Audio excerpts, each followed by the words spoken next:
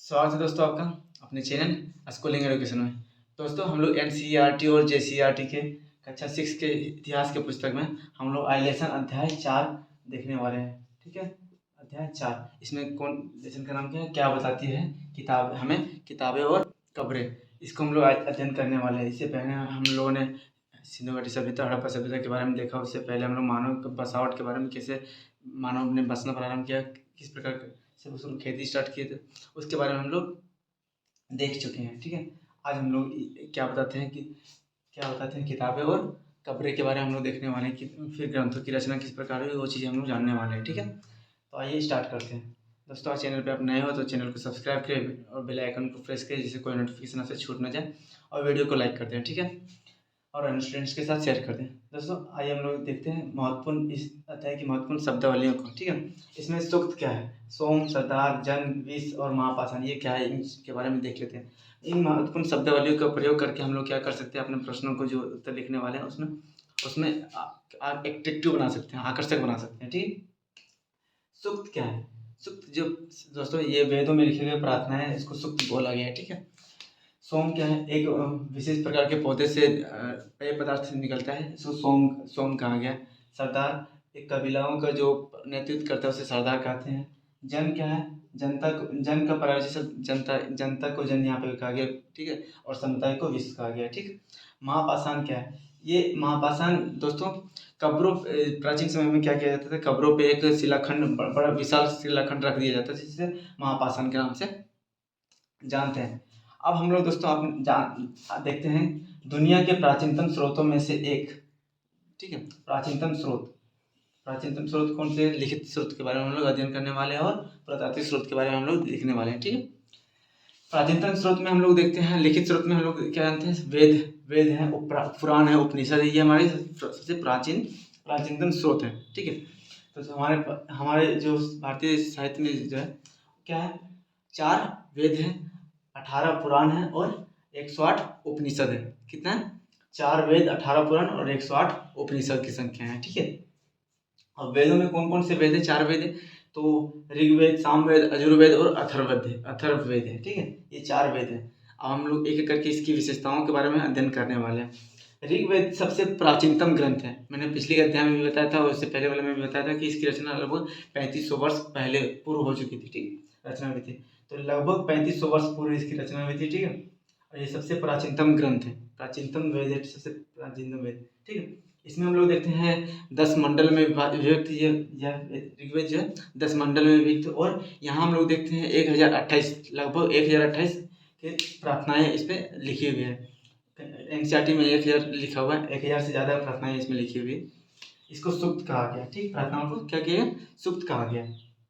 ठीक है, आगे हम लोग इस बात की रचना की बात करें तो देवी देवताओं की स्तुति में इसकी रचना की गई है, मतलब देवी देवताओं की आदर करने के लिए इसको स्तुति के रूप में इसकी रचना की गई है। हम लोग देखते हैं दोस्तों ऋषि मुनियों द्वारा इसकी रचना की गई है, और कहीं कहीं पर इसकी रचनाएं कुछ महिलाओं के द्वारा भी, कुछ इसके प्रार्थनाएं महिलाओं के द्वारा भी की गई है। ठीक है, इसकी भाषा की बात करें दोस्तों तो पाक पाक संस्कृत भाषा है, जिसको वैदिक संस्कृत भी कहा जाता है। ठीक है, आज के ज़माने की जो संस्कृत भाषा है उससे थोड़ी डिफरेंट है। ठीक, इसकी बात करें दोस्तों, इसको कैसे पढ़ा जाता था, ये सुना जाता था, तो जो वेद संस्कृत है, जो ऋग्वेद है, इसको वेदों को क्या किया जाता था, उच्चारण किया जाता था। ठीक है, सुना जाता था, और जो ऋषि मुनि दोहराते थे उसको अनुसरण किया जाता था, इसको पढ़ा नहीं जाता था। क्यों पढ़ा, क्यों नहीं जाता था, क्योंकि ये उस टाइम पे लिखित रूप से नहीं थे।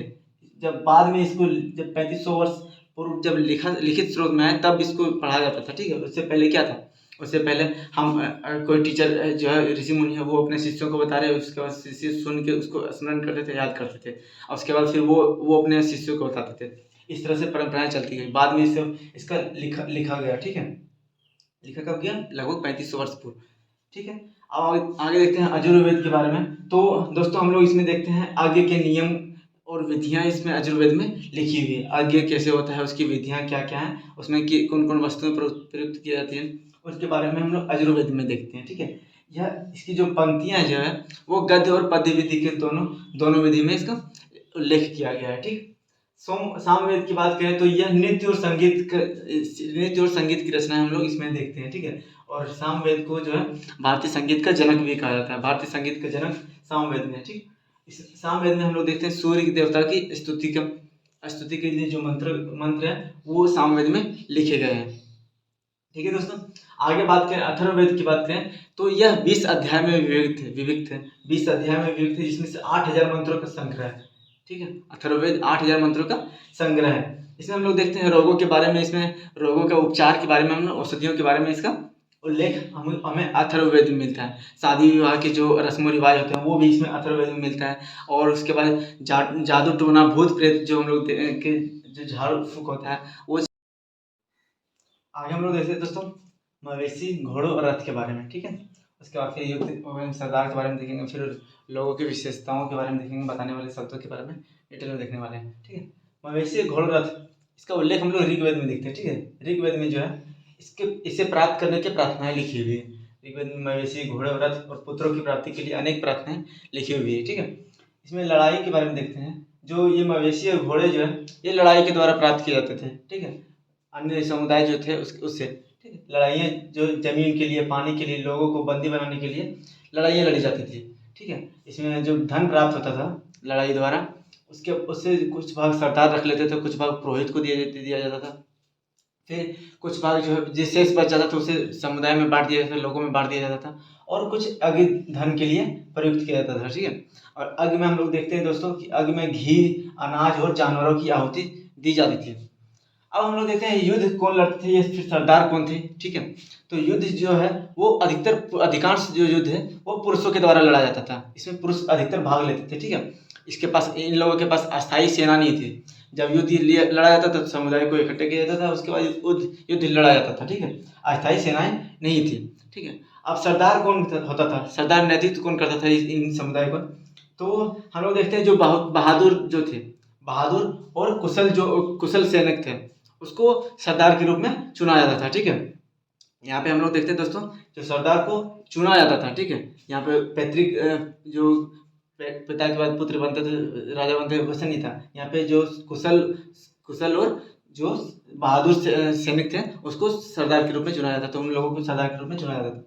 यहाँ पे हम लोग देखते हैं उसके बाद ये समुदाय जो है वो सभाएं करते थे। सभाएं किस लिए करते थे, तो युद्ध और शांति को विषय को लेकर के ये लोग सभाएं किया करते थे अपने समुदाय में, ठीक। आगे देखें लोगों को विशेषताएं बताने वाले कुछ शब्द हैं, ठीक है। अब लोगों की विशेषताएं बताने वाले जो शब्द है जैसे पुरोहित हो गया, राजा हो गया, जन हो गया, विष हो गया, फिर आर्य हो गया, दास हो गया, ये सब क्या क्या थे। तो इनके जो वर्गीकरण हम लोग देखते हैं तो वर्गीकरण किस प्रकार किया गया, काम के आधार पे, भाषा के आधार पे, फिर परिवार या समुदाय के आधार पे, फिर निवास स्थल के आधार पे, परंपरा और संस्कृति के आधार पे। इन आधारों पे इनका वर्गीकरण किया गया है, ठीक है। काम हो गया, भाषा हो गया, संस्कृति हो गया, समुदाय हो गया, निवास स्थल हो गया, इनके आधार पे लोगों का वर्गीकरण किया गया। इसी वर्गीकरण को भी हम लोग देखने वाले हैं, ठीक है। तो पुरोहित कौन होते थे, पुरोहित को ब्राह्मण के रूप में भी कहा जाता था, ठीक है। ये लोग अनुष्ठान और आज्ञा किया करते थे, ठीक। राजा कौन होता था, ये शासक वर्ग था जो सरदार के रूप में हम लोग देखते हैं शासक वर्ग में आते थे, ठीक है। इनके पास ना अपना राज्य होता था, ना ही हम लोग देखते हैं इसके पास ना अपना सेना होता था, ना ही माल होता था, ठीक है। और हम लोग देखते हैं राजा का चुनाव किया जाता था, ठीक। जनता को जन कहा जाता था और समुदाय को विष कहा जाता था, ठीक है।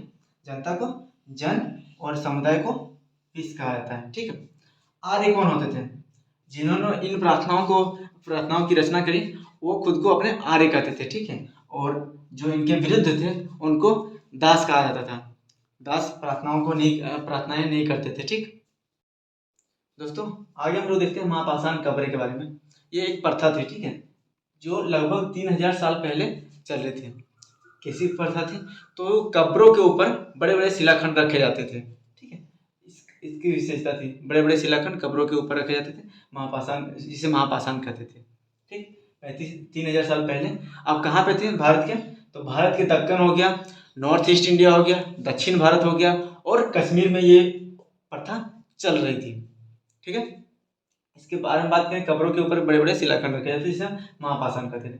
इसकी विशेषताएं कैसी थी, तो हम लोग देखते हैं काले लाल मिट्टी के बर्तन यहाँ पाए गए इन कब्रों में, जिसे क्या क्या बोलते हैं, ब्लैक एंड रेड वेयर। ये इंपॉर्टेंट है, ब्लैक एंड रेड वेयर, इसको याद रखिएगा, एग्जाम में आता है ब्लैक एंड रेड वेयर के बारे में, ठीक है। ये क्या है, तो काले और लाल मिट्टी के बर्तन है जो महापाषाण कब्रों में पाए गए हैं, ठीक है। लोहे की यहाँ पे और चीजें पाए गए, क्या क्या, लोहे के औजार मिले हमको, घोड़े के कंकाल मिले और सामान और सोने के गहने भी प्राप्त हुए हैं, ठीक है, इन कब्रों में, महापाषाण कब्रों में, ठीक। दोस्तों आगे बात करें तो अभी मैंने बताया था क्लासिफिकेशन किस प्रकार, किस विभाजन किया गया, वर्गीकरण किस प्रकार किया गया, तो इसका वर्गीकरण का हमें साक्ष्य कैसे मिलता है, तो देखते हैं। ब्रह्मगिरी जो है कर्नाटक में ब्रह्मगिरी, वहां पे एक कब्र प्राप्त हुआ जिसमें सोने के मनके और शंख भी पाए गए, ठीक है। और कुछ ऐसे कब्र पाए गए जहाँ पे मिट्टी के बर्तन पाए गए, ठीक है। एक तो जो कब्र मिले वहाँ पे हमें लोहे के औजार सामान मिलते हैं, घोड़े के कंकाल मिलते हैं, सोने के मनके सब मिलते हैं, गहने मिलते हैं। और एक ऐसा मिलता है, ऐसा कब्र मिला है जहाँ पे मिट्टी के बर्तन पाए। इससे हमें पता चलता है कि सामाजिक भिन्नता थी। ये क्या शो करते हैं, सामाजिक भिन्नता, ठीक है। अब हम लोग देखते हैं कुछ कब्रें जो है, यहाँ पे जो पाए गए कब्रें हैं वो कुछ खास परिवार के थे, ठीक है। इसमें क्या होता था, एक परिवार के जो सारे सदस्य हैं डेट करने के बाद क्या होता है, उन्हीं उसी कब्र में ले जाके दफनाया जाता था, ठीक है। उसमें आने जाने की व्यवस्था की गई थी, ठीक है। आगे देखें, एक गांव इमाम गांव जो है महाराष्ट्र में है, ठीक है। यहाँ क्या है, ये भीमा नदी जो है, भीमा नदी उसकी सहायक नदी के किनारे स्थित है। यहाँ पे जो है एक विशिष्ट प्रकार की कब्र प्राप्त हुई, ठीक है। विशिष्ट कब्र मतलब क्या होता है, यहाँ पे एक आदमी का कब्र मिला जो 5 कमरे वाले, क्या है, 5 कमरे वाले मकान के आंगन में दफनाया गया था, ठीक है। क्या पे, आंगन में, जो इसके 4 पौवे जो बोलते हैं हम लोग ना, चारपाई जैसे होता है, 4 पौवे वाले संदूक, बड़े संदूक में, 4 पौवे बड़े संदूक में, इसको मिट्टी के बड़े संदूक में इसको दफनाया गया था। कहाँ पे, 4-5 कमरे वाले आंगन के बीच में। कहाँ पे, ये इमाम गांव है, ठीक है। ये इमाम गांव की संरचना कब थी इसकी बसावट, तो 3600 वर्ष से लेकर के 2700 वर्ष के पूर्व आसपास ये गांव के बारे में हम लोग देखते हैं, ठीक है। अब आगे जो पुरातात्विद है उनको कुछ अलग अलग चीजें प्राप्त हुई, कुछ साक्ष्य प्राप्त हुए, जैसे गांव में जो है खेती के साक्ष्य प्राप्त हुए। इसमें हम लोग देखते हैं गेहूं, जौ, चावल, दाल, बाजरा, मटर और तिल के बीज यहाँ से प्राप्त हुए। गेहूं, जौ, चावल, दाल, बाजरा और मटर और तिल के बीज, ठीक है। यहाँ पे यहाँ पे कुछ देखते हैं हम लोग, और इनको जो है रस भरे फल जो है, रस भरे फल जो जैसे बेर हो गया, आपका जामुन हो गया, इन सब चीज़ों के एकत्रण की साक्ष्य प्राप्त हुई। एकत्रण मतलब भंडारण के रूप में एकत्रण की साक्ष्य प्राप्त हुई, ठीक है। अब हमको यहाँ पे देखते हैं कुछ जानवरों के साक्ष्य भी प्राप्त हुए, जैसे गाय हो गया, बैल हो गया, भैंस हो गया, बकरी, गधा, सुअर, कछुआ, केकड़ा और भी बहुत सारे जीव यहाँ से जानवरों के साक्ष्य प्राप्त होते हैं। गाय, बैल, भैंस, बकरी, गधा, सुअर और केकड़ा, कछुआ के साक्ष्य आदि प्राप्त होते हैं, ठीक है। हम लोग यहाँ पे देखते हैं दोस्तों, इस गांव में यहाँ पे जो जानवर प्राप्त होते हैं उनके जो हड्डियाँ अवशेष प्राप्त हुए, उस पर काटने के निशान प्राप्त हुए, ठीक है। काटने में मतलब दांत से काटने के निशान प्राप्त हुए। तो पुरातत्वविदों ने माना कि ये लोग जानवर का भी सेवन करते थे, मांस का भी सेवन किया करते थे।